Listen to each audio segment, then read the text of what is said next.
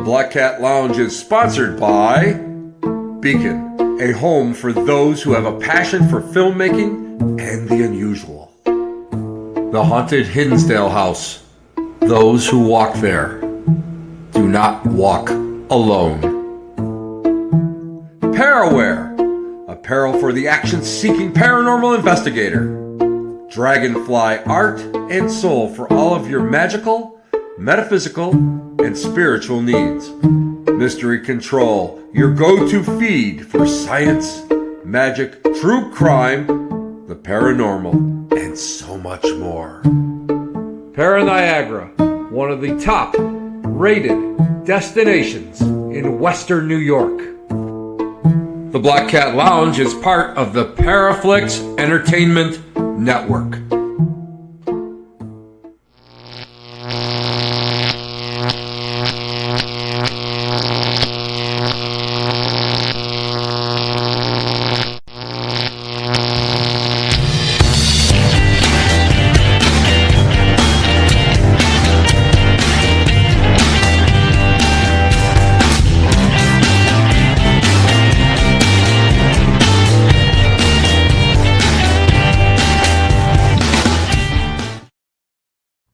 Hey everybody, thank you for being here with the Black Cat Lounge. My name is Tim Shaw, and we are just a place where we love to share. We share so much. We love to share experiences, love to share research, we just love to share. And that's the bottom line. That's what we all need to be doing. Now, before I go any further, I want to mention something that happened to my friend Liza. Liza lives in Albion, New York, and there was I'm going to call it what it is, a disaster. The building right next to hers, and they have like the cityscape buildings, one wall's next to the other. A leak or a roof caved in upon the building next door.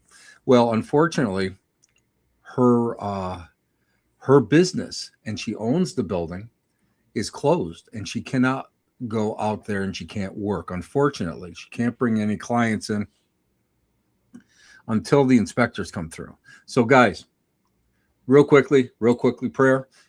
Infinite Spirit, Mother, Father, God, you who are known by 1,000 other names, I want to thank you for everything that you do. And please look down upon my friend Liza and kind of smooth things out and help her out. And everybody out there, send some positive vibes. Just think about the name Liza, Liza, and just say, let's do this, man. Just positive vibes for us. So anyway, thank you guys. Thank you, Infinite Spirit. Anyway, guys, I have a great show tonight. I am so excited. I was talking off air to my friend, and I love this book.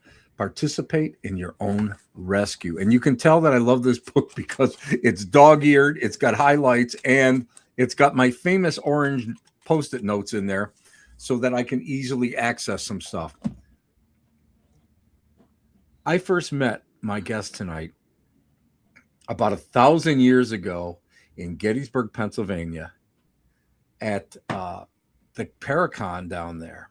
And we talked and we actually intersected on the circuit off and on for years. And it was just like amazing.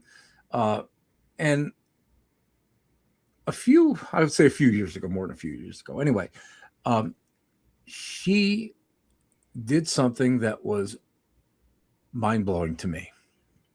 And we're going to talk about that today. And it is the subject of Participate in Your Own Rescue. This is a great book. I highly suggest it. And before we even go on, guys, it's on Amazon. Buy it. It's really great. It's inspirational.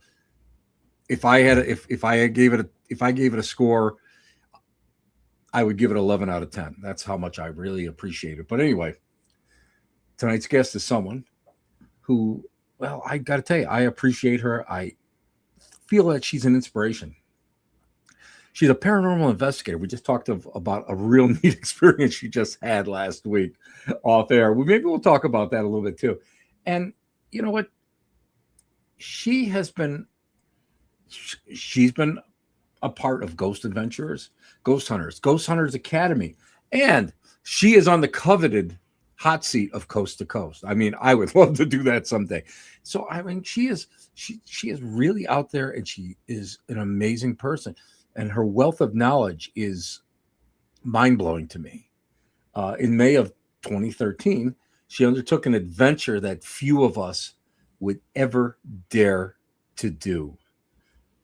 Callie walked the 500 miles route of pilgrims in modern day Spain. It's called the Camino de Santiago. And it was a grueling, life altering trip for her. Tonight, I am so thrilled to have her come on tonight, and we're going to talk about it. We're going to talk about how it changed body and soul, how it inspired her to do different things now, how she is a different person now than she was then. So, my friends, I just want to bring in someone who I always say I admire. And, I don't like to bring on people that are just selling books or whatever, I really like to bring in genuine people because I learn as much as you guys do. So please welcome a dear person, a dear friend, Callea Shirrell. Callie, how are you? Thank you for being here tonight.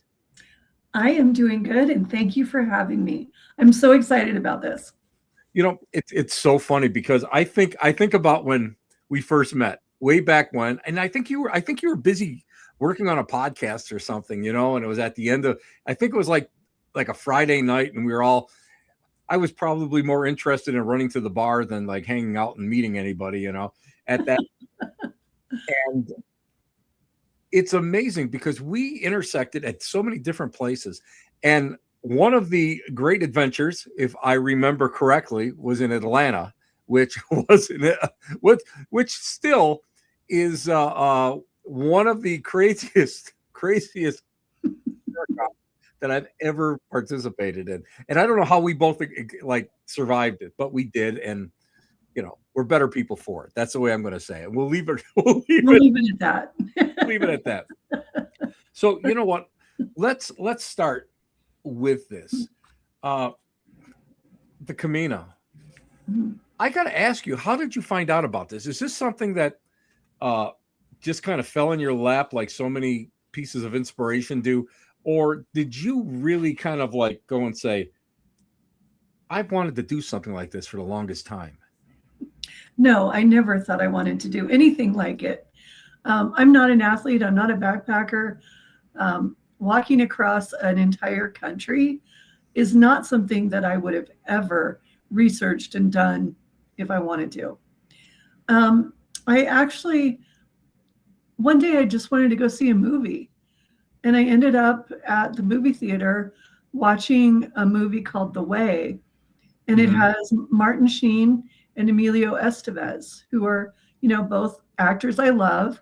And Emilio Estevez does a cameo. And it's really the story of the father who ends up walking his son's ashes across the Camino de Santiago when his son dies while trying to walk the route. And I fell in love with Spain, just the beauty of the country and all of that. And so I just thought, I'd like to go to Spain one day. I meant on a tour bus. I didn't mean to walk across it by foot. A few months later, I was on an airplane going to Sydney, Australia to go on a Wayne Dyer cruise, which of course is about manifesting your destiny. Well, be careful what you wish for with that. Yes. While I was on this plane on my way to Sydney, it was back in the old days where you would wake up and the movie would be at the front of the cabin of the airplane, not on the back of every seat. And a movie was starting. And so I thought, okay, I'll sit up and watch it. And it was The Way again. And there was no coincidence that I was on my way to see Wayne Dyer, learn about manifesting things. But it literally sent my entire life into what I felt was a tailspin at the time. Little did I know that it really, it changed my life for the better. But yeah, and then in the end, I got back from the Wayne Dyer thing. I was looking for just a spiritual connection, went to this spiritual center in Fort Collins and wanted to see, what I could do. Turned out the week after I looked them up, they were showing the way. So here we are with, third time's a charm. Synchronicity. I went to see the way. And as I sat in the auditorium, as the credits began to roll, all of a sudden I thought, I want to walk the Camino de Santiago. And then I thought, wait, what? But that was on April 27th, 2012. And on May 1st, 2012, I started making myself accountable, telling people that I was going to do it. My brother once called it the trip where I was going to get my throat slit. Because I was planning to be by myself. This was solo, correct? You didn't go and look for a group like so many other people would do. You decided to do this solo, which it always amazes me when a woman does something like this solo, because it just like all of a sudden it's like, I have no fear to do this. And I had a ton of fear, but yeah. I'm gonna say I'd be like shaking. I'd be terrible at this. Yeah. But I decided to do it. I made myself accountable. I trained for a year because, of course, I had to go from barely being able to walk a mile to being able to walk 10 to 15 miles a day. You don't just leave the next day on an airplane for that, So anyway, that's how I ended up there. That's amazing. That's just amazing. Now, what led you to this? And in the book, let me bring it up again.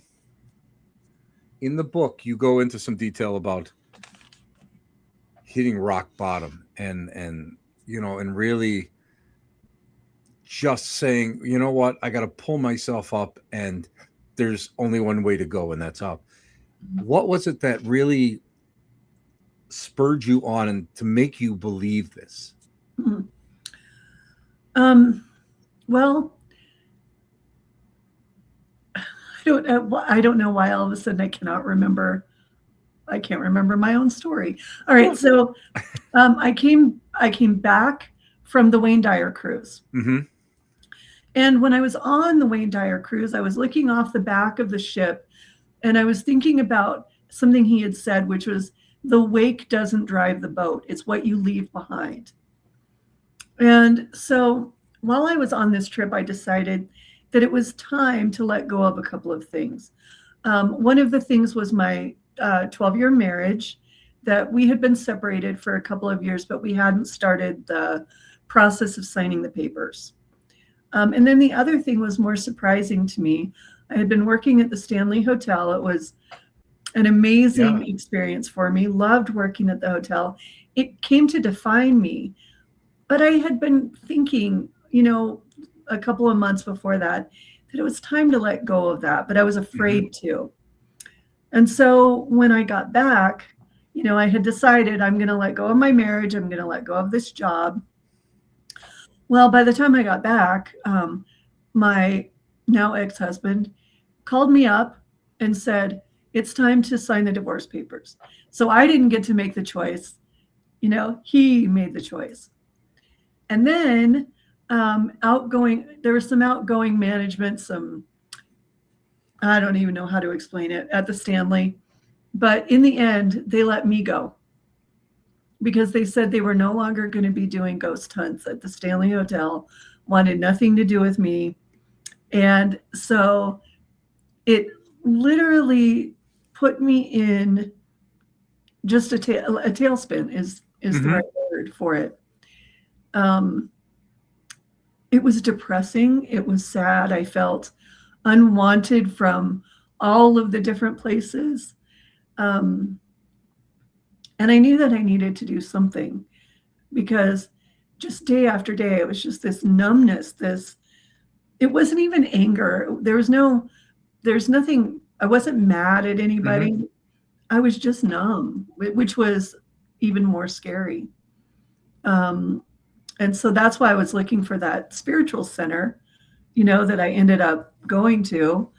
And I was a little freaked out because, I was raised a Baptist. And when I walked into the spiritual center, they had an auditorium and it had pews and a pulpit. And I was like, oh no, I don't know if this is going to work for me, because I wasn't looking for that. I wasn't looking for religion.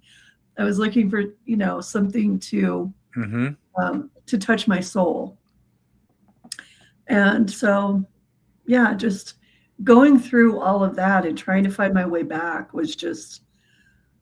It had to be. It had to be scary. It had to be just so overpowering, and to make that decision to actually say, I'm going to do this because I need to do this, had to be so earth-shattering and so earth-shaking. So, I mean, that to me is still an amazing moment, because we always look for that moment of change. Mm-hmm. And I've always been interested in what makes people want to change and look for something and not really know what they're looking for. You're kind of like you had a good idea, kind of like hoping that it would be that spiritual revelation and all that. But, this journey was so much more. And I want to take you to when you got off the plane and you're ready to go and you were sick. Oh, yeah. Oh, God. I was sicker than a dog my first 2 days. And on top of it, I was walking up and over the Pyrenees mountain range.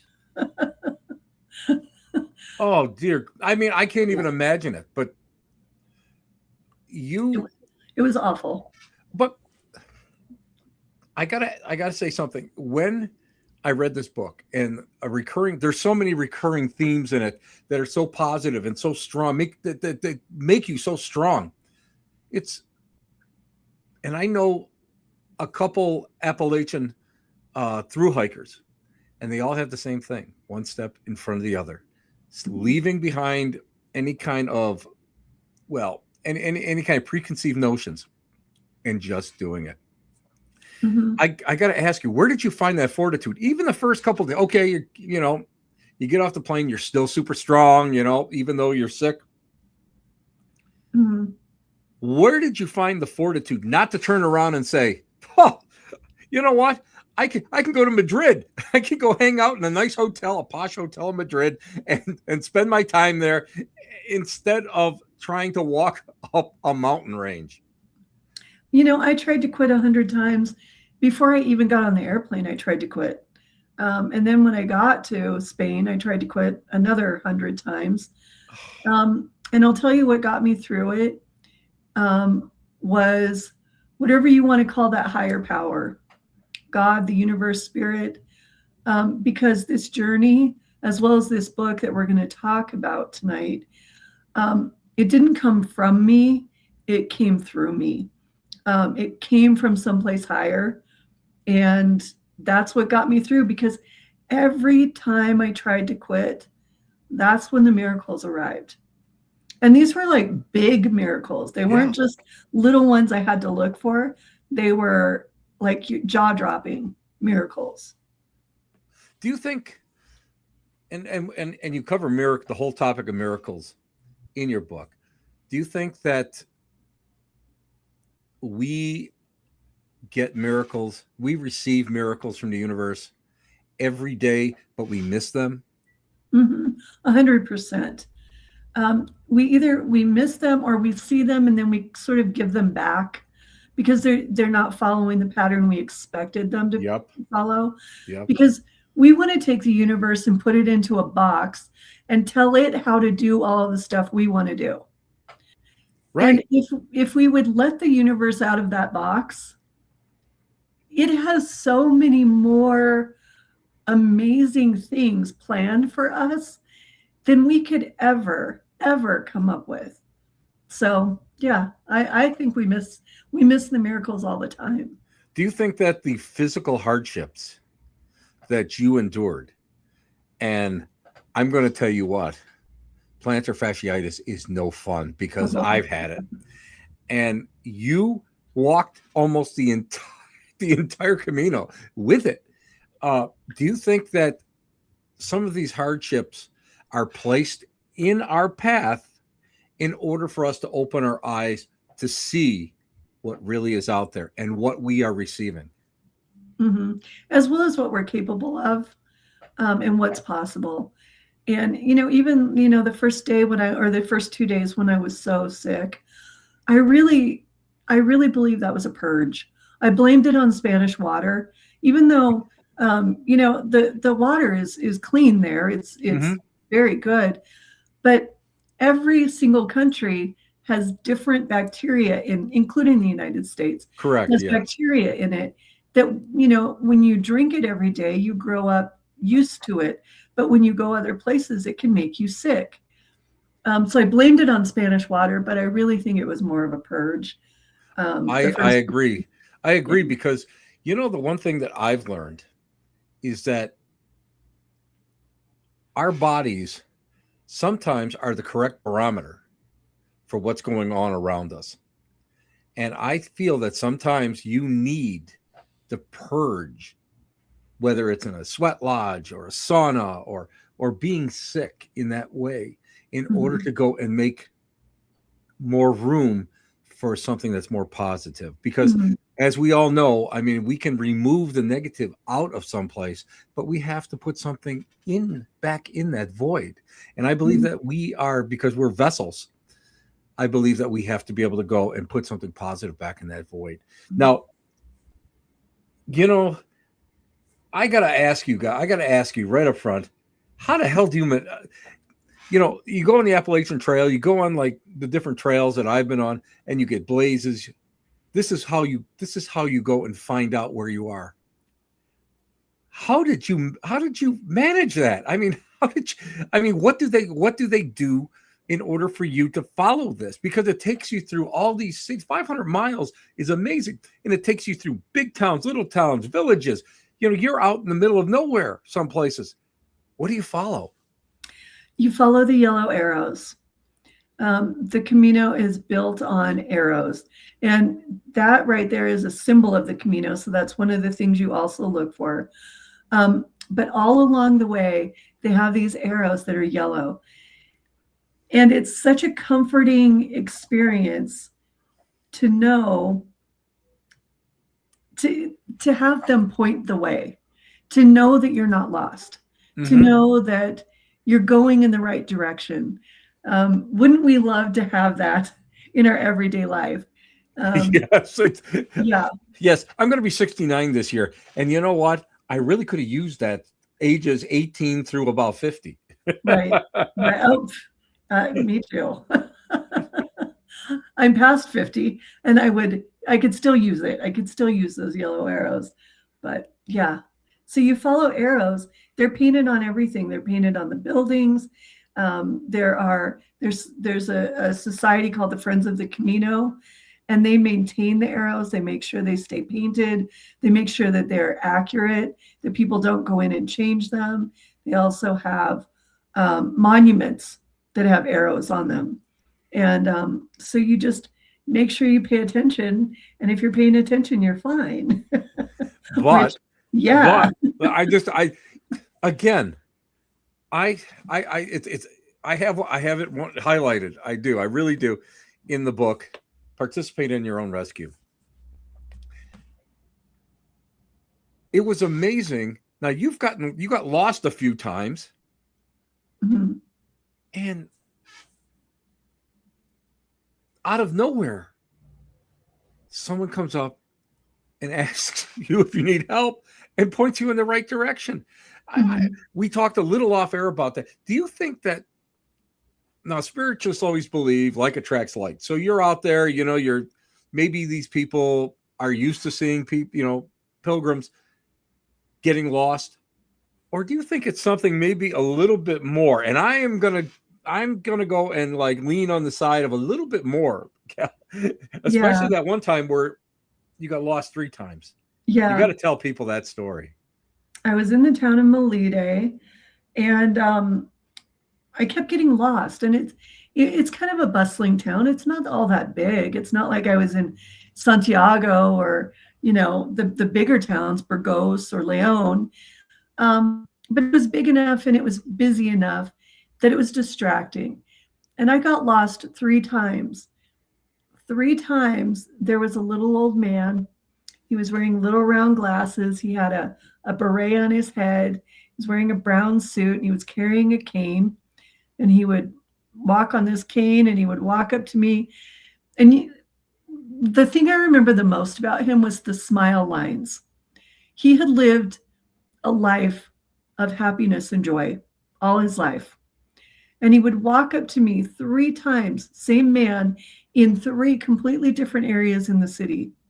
Walked up to me when I got lost and would say, "A Santiago," which means to Santiago.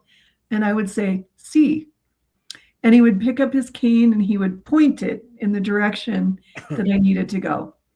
Wow, that's amazing. So I would start walking, and pretty soon I was seeing the yellow arrows again.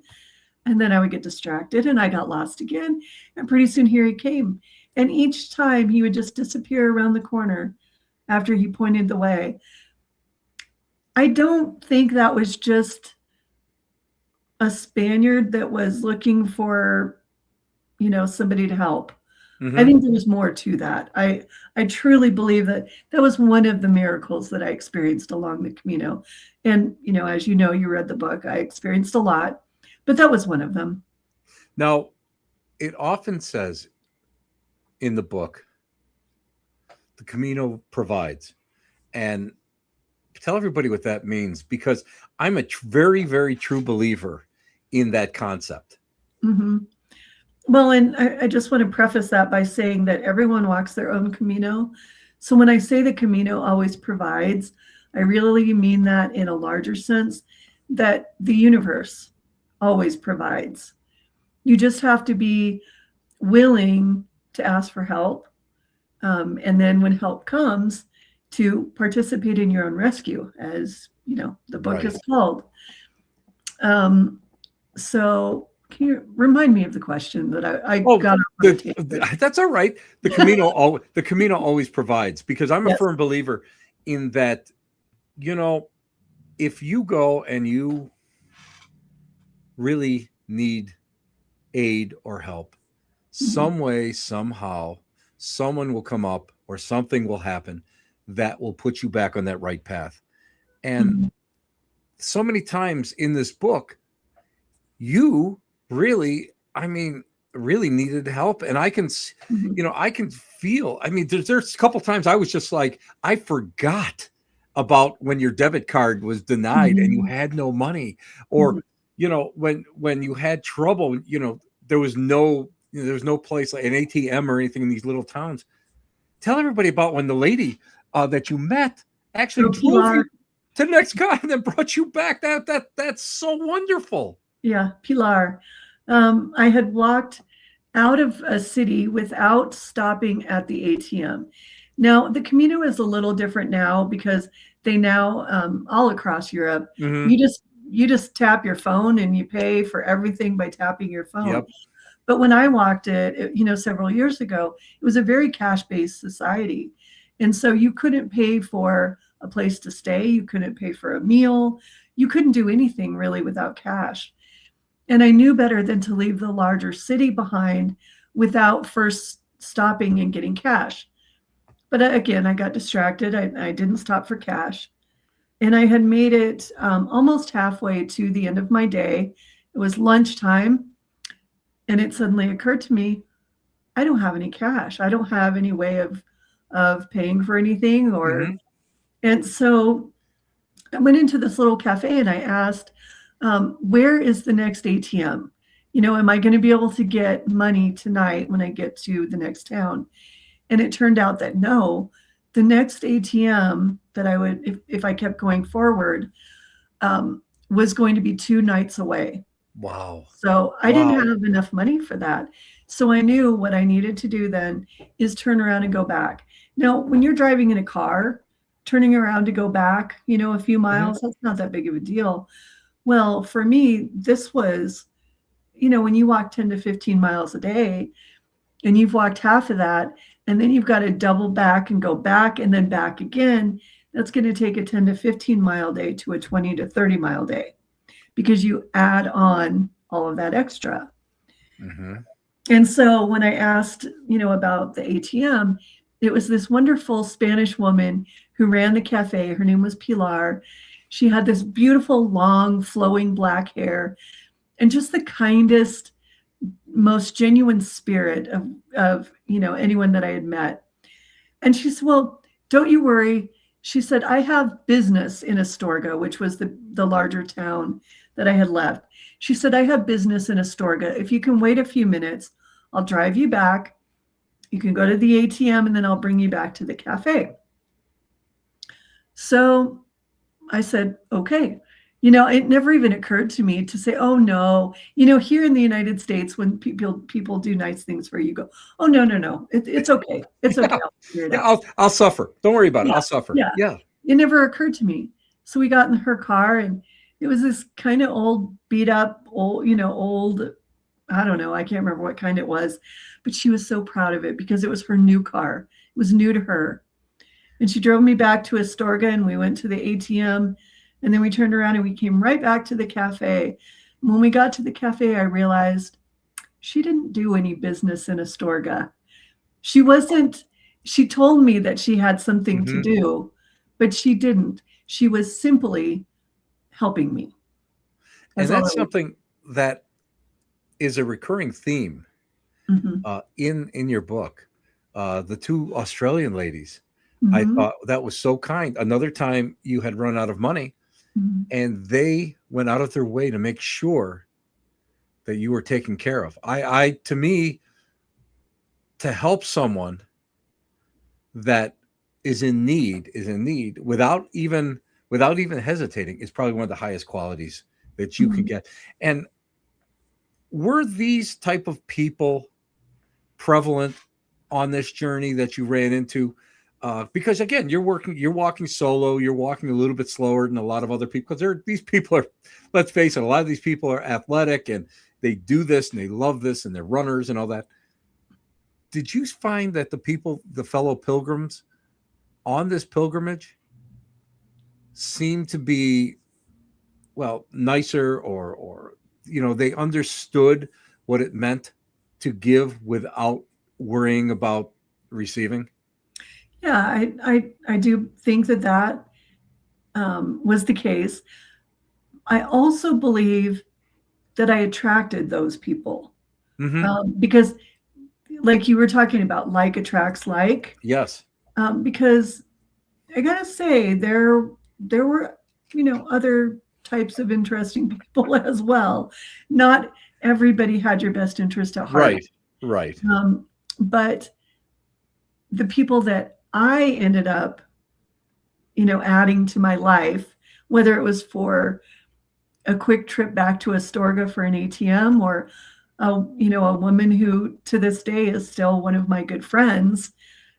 We just keep in touch through Facebook. But those people that I attracted into my life were the genuine, kind, wanting to help, just be there for people. So that's phenomenal. Got to ask you, a lot of people I know that were through hikers or they attempted parts of the trail or they would do it in sections.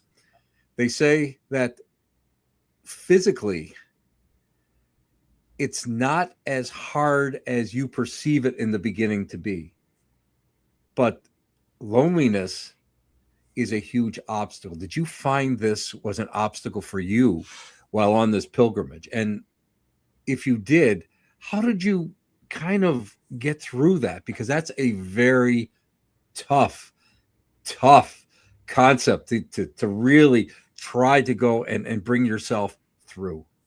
Yeah, loneliness was a big issue, which is kind of ironic because I'm kind of a loner, and I'm an introvert, and so it doesn't usually bother me to be, by myself. But when you're walk day after day after day, mile after mile, and everybody is walking faster than you and moving on. And yeah, loneliness was a rough one. But how I got through it is that I finally decided that I kind of like me. I like spending time with me. I got myself through that. Well, no, you know, I think it's so important because in this day and age here in the United States, we're not taught to enjoy being alone. We are more taught to be in a group society, you know, and I think that that's a big problem when we start breaking up the nuclear family. We start going and you know, and all my therapist friends last night were all talking about how friendships change over the years and how people drift away. And, you know, I don't think that people are in this society are ready for something like that. And that is so important. That is so important. Now, we gotta bring up this beautiful story about you having a visitation from a furry friend, because I'm not going to lie to you. I read it once, and I explained to you before. I read the book once, and then I kind of went back and I highlighted. But every time I read this part, I have tears in my eyes because, you know, I mean, I'm a dog lover, and, you know, I mean, I've had dogs come back to me, and this was such a monumental part of the book. And again, I mean, it's amazing. Tell everybody about that, please. Of course. So I had a soul dog, Bandit, who I had gotten him when he was a puppy, when I was still married. And then when I was getting divorced, he was, I don't know, 12 or 13 years old. He was an older dog, you know, barely making it. And he would lay his head on my lap and just look at me with these soulful eyes.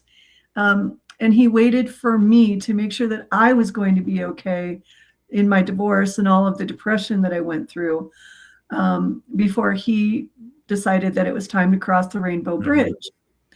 And that was about a year before I walked the Camino. Now, while I was walking the Camino one day, I was having a particularly difficult day. You mentioned the plantar fasciitis. Walking uphill with plantar fasciitis is excruciating. And so every time I would see a hill, I would swear, you know, I can't believe there's another effing hill. I can't believe this. Well, this particular day, it was supposed to be a flatter day. You know, I was supposed to be able to get from one town to the next without doing a whole bunch of elevation change. And as I left from lunch, I walked out from the little cafe where I had eaten, and I looked ahead, and sure enough, there was another effing hill ahead of me, right? And it was one of those moments where I can't. My feet hurt so bad. And so I got partway up the hill and I stopped and I looked up to the sky, and I guess I was talking to the universe. I was talking to my higher self. I don't know who. But I said, I can't do this on my own. If I'm going to get up this hill, you're going to have to send me some help. So I kept walking, and all of a sudden, I more than I saw, I sensed a presence next to me.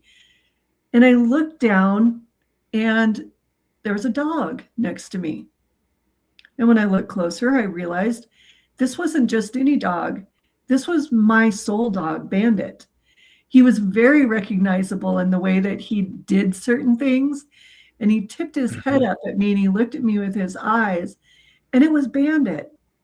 Well, it wasn't Bandit from his old decrepit days, you know. It was Bandit when he was a puppy. And when he would run, he would wave like the grass. And so when I looked down at him and he saw me notice him, all of a sudden he bounded off into the tall grass next to the road. And he grabbed a stick and he came back with it. And he started laying the stick down like he used to do in life, just trying to get anybody to play fetch with him. And everybody was ignoring him. And I couldn't figure out, why doesn't anybody want to play fetch with him? Well, pretty soon he gave up on the game of fetch, and he turned around and he looked at me, and then he bounded up the hill, and he got to the top of the hill. He stopped, he turned, he looked at me again, and then he disappeared over the other side. Now, I wanted to know, where did he go? So I needed to get to the top of the hill in order to see, right? So I get to the top of the hill. I look around. There is no dog to be found. He has completely and totally disappeared because, well, you figure it out. Anyway, I look around and there's the town that I need to make it to. And I've made it to the top of the hill. And so when I asked for that help, I asked, I participated in my rescue. Mm-hmm. And this time, it came through in a completely unexpected way. That's amazing. It's just so amazing. Mm-hmm. Again, that's my absolute favorite part of the book. I mean, it's just because it has so many meanings, has so much heart, and you never know when you may be touched by the other side or the veil. Somebody comes through the veil to bring you through, to give you that help.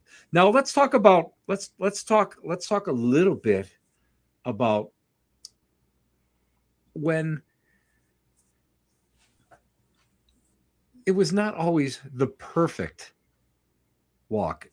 You did have you had a little incident with a gentleman that that flicked a butt at your feet, and he didn't. You can tell that he was nefarious, but you trusted your instinct. Mm-hmm. What was the lesson behind that? What was that true lesson? Not just the action that this guy did, and you can tell everybody about that, but what was that? What was the lesson that you personally took from that? Well, so this was when I was in Pamplona, and this man, as you're walking, everybody's nodding at you, and some people are wishing you buen camino and that type of stuff. But as I walked past this particular man, he had been smoking a cigarette, and he literally took it out of his mouth and he flicked it right at my feet with just the nastiest look on his face. And I didn't know what I did. What did I do to this person to cause that? Mm-hmm. But what I realized is that the real lesson is that not everybody in your life is meant to be your friend. You have to remember that there are people who are there to steal your joy and to flick a cigarette at your feet to, make you feel somehow less than. And that doesn't mean that you've done anything wrong. It's not about you. It's about them. This is a huge lesson because, some people have that mentality that I deserve that. Mm. And no, you don't. And people have to understand that sometimes things happen to you in this life. Mean people, bad health. Sometimes bad things do happen to very good people. And it's so hard to be able to hold that concept without feeling, and it's okay to feel sorry. You should feel sorry for yourself because you need to go through the whole range of emotions in order to survive. But people don't get that. We're coming out of it. And I always remember I had a professor in college that used to say, "Oh, do you guys remember when the new age and everybody was all full of love and everything?" And then they found out that, they took their little commune and they rented a place in the ghetto, and everybody was not like them. Just because they tried to look like them doesn't mean that they were like them. And people need to understand that we need to be resilient. And that I took from that chapter. You need to be resilient and trust your intuition. And your intuition was like spot on right away. So you covered all your bases, and you did it well. What you were talking about reminds me that it's important. It's important not to make everything about roses, and it's not all wine and roses. Yes. And when you pretend that it is, it's spiritual bypass. Yes. Where you're exactly. It's like you said, it's okay to feel sorry for yourself. It's okay to wonder, was that something that I did? Mm-hmm. Because you do need to go through all of the emotions. And if you try to bypass the negative ones, you're not going to learn from the positive ones. That is truly something that is so amazing. I can't believe we're getting close to the end of the show. I want to go. It goes by fast. Oh, but this story is so fascinating, and it means so much to me. Because I mean, I read the Shirley MacLaine book years ago, and it was good. Don't get me wrong; it was very, very good. I understand because Shirley, I've always been a fan of Shirley MacLaine's spirituality and some of her philosophies, even though I didn't agree with them. But I do believe that this was something that was so important, and to have you be able to do this, yet come through with an entirely intrinsic revaluation of this pilgrimage was amazing. I gotta ask you, what was the biggest thing that you took away from the whole experience? And the reason why I'm asking you this, and I know it's like a crazy huge question, because I don't think you could ever encompass everything that you now have in you. What was one of the biggest things that changed you and is part of you now that changed you into the woman you are now? Well, it was probably, we talked about this before we went on air. When I arrived at the Cathedral of Santiago, and I don't know if I can tell this story actually without the tears. Well, I think I do have a photo of it. As a matter of fact, okay. I think I do have. I'm not sure. I think I have one of them anyway. Okay. Yeah, that's me on top of I was on top of the roof of the cathedral. That meant I really did it. I really did it. That was a pretty cool experience. But when I arrived at the cathedral, first of all, I was by myself. It was the biggest moment of my entire life, and I was alone. I didn't have anybody to hug me or congratulate me or tell me that I had done a good job. But then this woman in her early 20s walked up to me, and she said, "Would you like me to take your picture?" And she didn't just, step back and snap a photo. She got down on the ground and she made sure that you could see the cathedral behind me and everything was framed perfectly. That one. And I'm going to tell you what, Callie, that has always been my favorite picture of you, because I always felt that was the true essence of you. And I remember seeing that for the very first time and going, that is amazing. Look at her. Mm-hmm. This is a moment in time for her. Well, when I first saw that picture, I hated it. She handed me my phone back, and I was so excited to look at the picture, and I opened it up and I hated it. My hair was frizzy. I felt like I looked fat. I had, obviously been walking for 500 miles. I was exhausted. I was tired. I had no makeup on. Hated it. And then I went in and I sat down in the cathedral because I was going to sit through the Pilgrim's Mass just to commune with everyone. And I pulled my phone out again and I looked at it a second time. And all of a sudden, what I saw then wasn't my frizzy hair or my lack of makeup or my lack of a supermodel style body. What I saw instead was a woman who made a plan and a decision to walk 500 miles across Spain and then did it. It was amazing. It was so emotional. And I mean, this is what, no, but this is something that is just so incredible. And, it's funny because how our concepts and perceptions change, because at first you looked at it logically at like, oh my God, I am a mess. And then you entered a truly sacred space, a space where pilgrims for generations came in, and they were ragged and they were tired and so many of them may have not even had shoes when they got in there. And that's why they had to have that huge incense burner. I love when you describe the incense burner to go. So it killed the smell of some of the pilgrims. But you re-looked at it and you saw that your true self.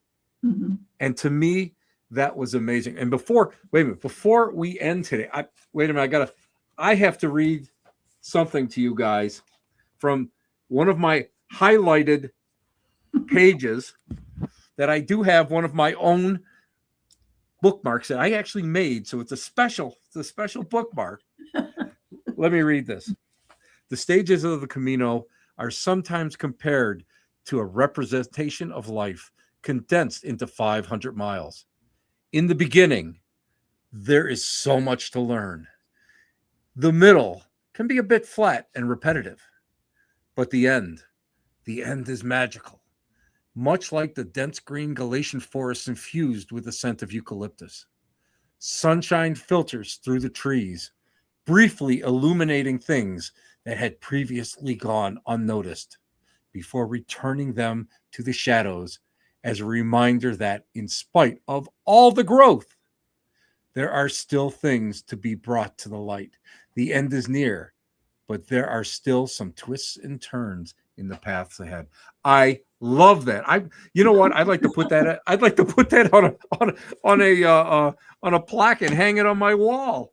There are times, like right this time in particular, I don't remember writing that, and it's because the book, like I said before, it came through me. It didn't come from me. That is some inspired writing right there. That is amazing. That is so amazing. Mm. You know what? I hate to even say that we're almost at the end of our time. I really truly do. We always run out of time. Well, you know how it is. We're we like to talk and we like to share, and that's just Right. the way the way it is. Tell everybody how they can get a hold of your book, and if you're doing, and if you are not out there speaking about this book, shame on you, because this is something that needs to be shared. To be shared. So tell everybody how they can participate in your own rescue. Well, there's only two ways to get the book.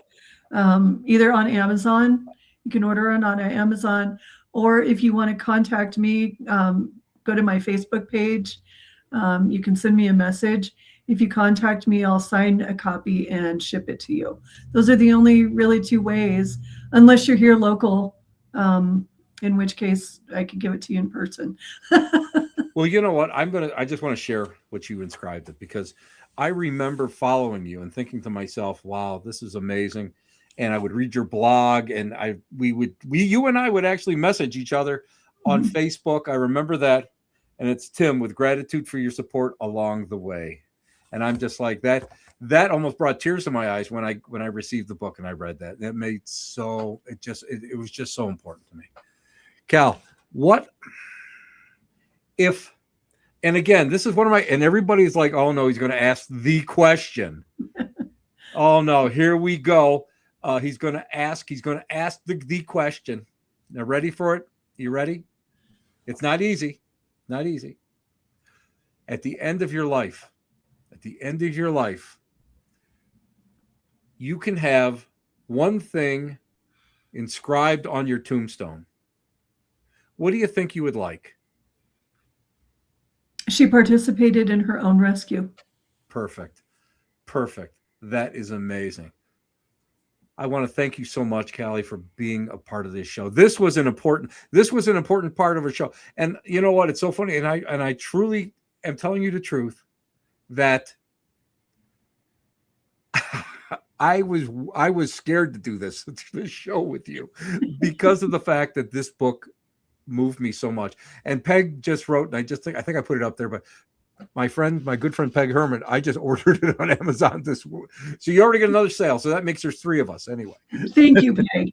And I hope you enjoy it, because literally everyone walks their own Camino. And so these life lessons I learned, they apply to everyone. So thank you so much. Oh, you know what? It's amazing. Callie, thank you so much for being a part of this show. You know what? Several times during this show, I have tears in my eyes. Luckily, the lights don't show it. But it is so amazing. And you know what? I was blessed the day that I first met you.